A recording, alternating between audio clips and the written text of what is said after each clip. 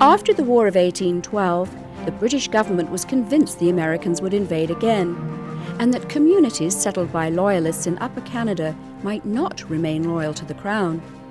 And so they devised a strategy to deliberately settle new towns with British veterans and immigrants as a counterbalance to the potential disloyalty of those villages whose populations were of American origin.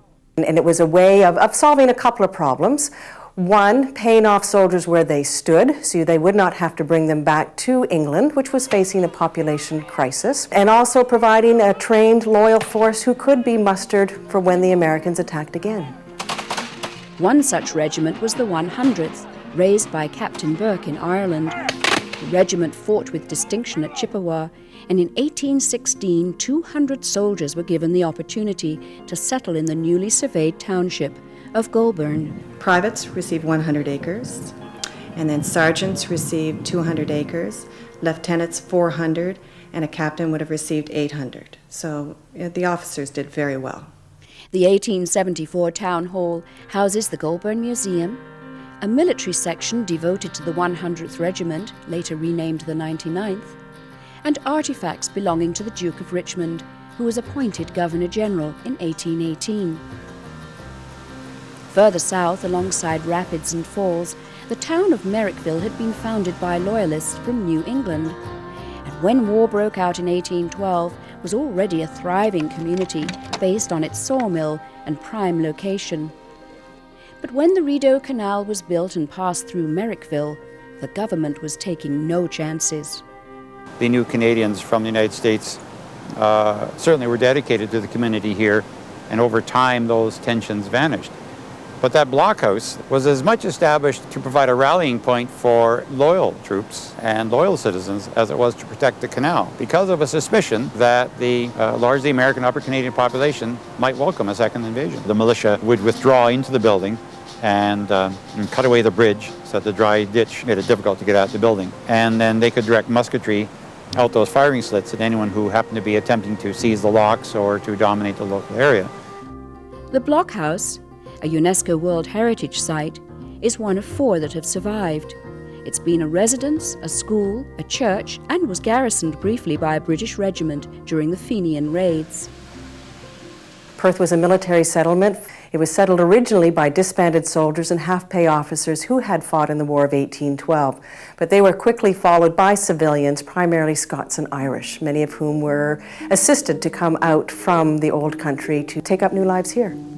The immigrants gave Scottish names to their new towns and rivers: Lanark on the Clyde, Perth on the Tay. Perth was built on 2 islands. When plans for the Rideau Canal bypassed the town, the innovative citizens built their own canal system. Today, the Tay is a fully integrated branch of the Rideau. There were 2 masons settled there and a ship's carpenter, so we had tradesmen right from the very beginning too. We have 3 National Historic Sites here in Perth: the Matheson House, the Town Hall, and the McMartin House. Daniel McMartin was Perth's first lawyer, and the story goes that his wife would only come to live here if her house was built in the American Federalist style, and every piece of building material transported from the United States. Matheson House is now home to the Perth Museum and was built by Lieutenant Roderick Matheson, who fought in 33 engagements during the War of 1812. He rose to the rank of colonel in the local militia and became one of Canada's Confederation senators. The Anglican Church was known as the Garrison Church. It was the established church, and so any military parades would have been held here at St. James. Perth was actually the social, administrative, and judicial center for everything back of the front. We handled cases from what is now Ottawa all the way up to Renfrew. If you didn't go to Brockville or Kingston, you would do your business here in Perth. So the courthouse is a very popular place, and court day was a great social occasion.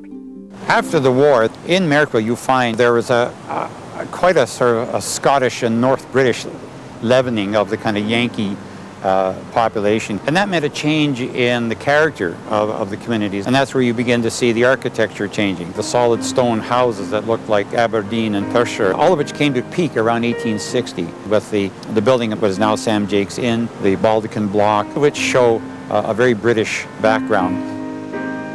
On this island here, which is where the first mills were positioned to make use of the water power from the falls, the town of Americopa became the center for some early manufacturing industrial activity that replaced the sawmills by a series of foundries, by a woolen mill, by a tannery, and other light to medium industry. With the building of the canal, communities thrived.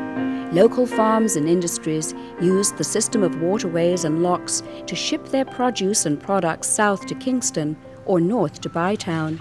Before being renamed and selected as the nation's capital in 1857, Ottawa was the village of Bytown, and farmers would take their produce for sale at the Bywood Market, named after Colonel By, who had built the canal, and in whose ward the market was located. The building on the corner, the three-story building, was a huge feed and seed operation.